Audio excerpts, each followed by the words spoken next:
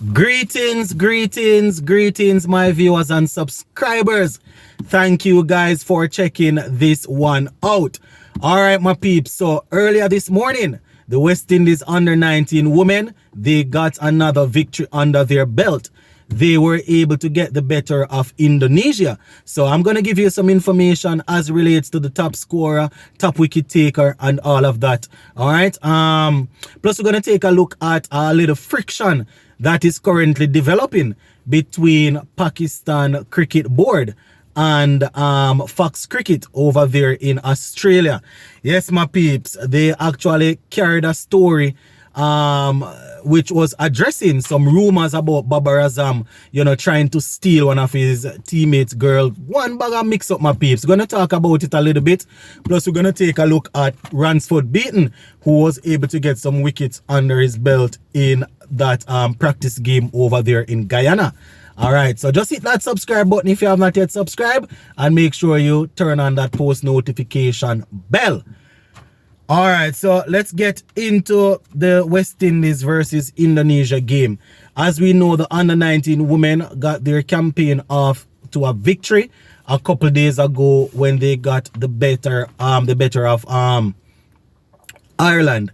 Now, it was that victory was inspired by James, and she was back at it again today, as she was the top scorer. We were able to get the better of Indonesia by quite a few runs. I think around 70 odd runs. So the West Indies ladies batted first, and they got 177 for 3. 177 for 3. Zayda James, she had 55 of 37. 55 of 37, getting 8 fours and 2 sixes under her belt.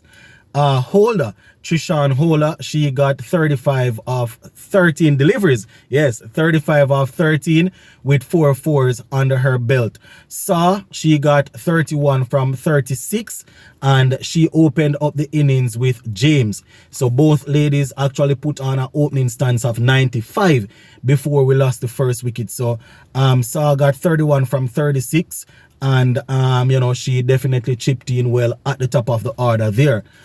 Indonesia, it was a little bit too tough for them. They were restricted to 99 for 9. 99 for 9 after their 20 overs. And Joseph, she was the pick of the bowlers, getting 3 for 14. James had 1 wicket, Samaru had 1, and Munisar had 1. Hopefully I pronounced the last name correctly. So those were the ladies that did most of the damage for us. So you can call it 2 from 2 for the women, and we're definitely keeping a close eye on things to see how they will progress throughout this tournament. Would be nice if these ladies continue.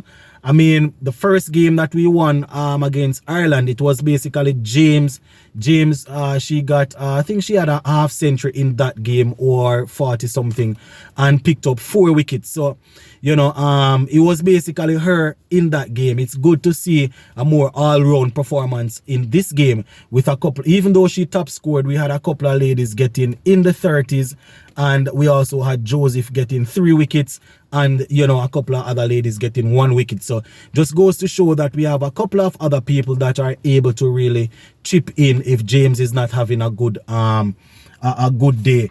And the fact that we have, even when I look at the West Indies female senior team, we have a couple of females that are currently not doing too well. Plus we have a couple that just stepped aside step away from international cricket. It would be good to get at least 2 or 3 of these ladies coming through and going straight into that team. The likes of Stephanie Taylor not getting any younger. Anisa Mohammed took a break. We're not sure when she's coming back. Deandra Dutton just retire.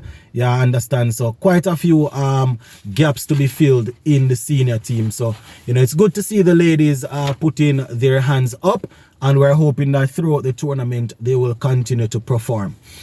So that is how that game went, my peeps. So sticking to cricket, now there's a big, I don't know if I want to say friction or beef or whatever, building up between Pakistan Cricket Board and Fox Cricket Australia. So apparently there is some rumors going around on Twitter that the Pakistan captain Babar Azam the rumors is that he allegedly, you know, sent out some texts, some sexing texts to one of his teammates, girl. You know, there's nothing to substantiate that. There's nothing to, no sort of evidence. You know, it just have an account. An account just came up on Twitter and just started to send the information out. And Fox Cricket did nothing but went ahead and grabbed and wrote a headline that is, you know, way not too good. So the headline read something like this: cricket superstar caught up in bizarre allegation he is sexting teammates girlfriend. You understand? So PCB wasn't too pleased about that, so they actually sent out a tweet saying, and I quote, "As our partner in media, or as our media partner, we would have expected that you guys would have ignored such an unsubstantiated allegations, which Babar Azam himself chose not to address because there is no need to address something like that." So, you know, the Fox Cricket, apart from that headline, they went and wrote a piece on it, and as I said, there's nothing there to support it. There's no evidence, nothing, just an account. The account, however, is a verified account, so it's not like a little person verified with a blue tick. So, you know, quite a few people there. That account probably have quite a few people under its belt, but you know, there's no evidence, no screenshot, no video, nothing like that.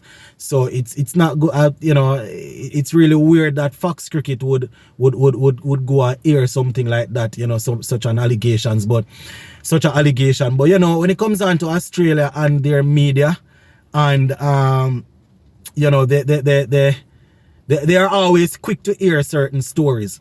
You know, not too sure if they're looking for breaking news in the cricketing world or what, but they are always quick to hear certain things.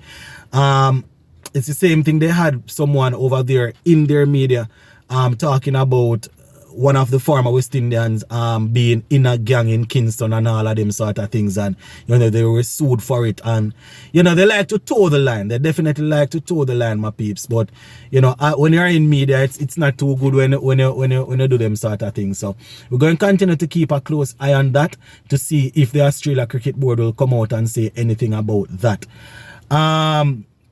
Just before we finish, Ransford Beaton, in that little practice game that the Guyana team had going on there, he actually took 4 for 84, if I'm not mistaken. 4 for 84, Ransford Beaton, that is. And you know, with the selectors looking for bowlers to go to Zimbabwe and South Africa with, you know, we're not too sure how Kemar Roach is coming on.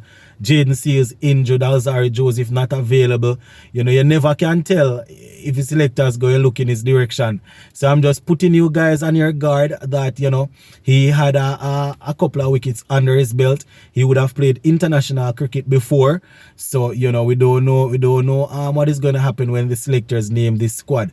I always say that I don't necessarily want to see a team get picked based on inter-squad play, but we are not going to have the regional tournament before they announce the team. So, you know, you never can tell if they will have to select a few people from that would have performed in the inter-squad game. So just continue to keep your ears peeled to the channel, and I will definitely keep you guys updated. All right, big up on yourself, my peeps.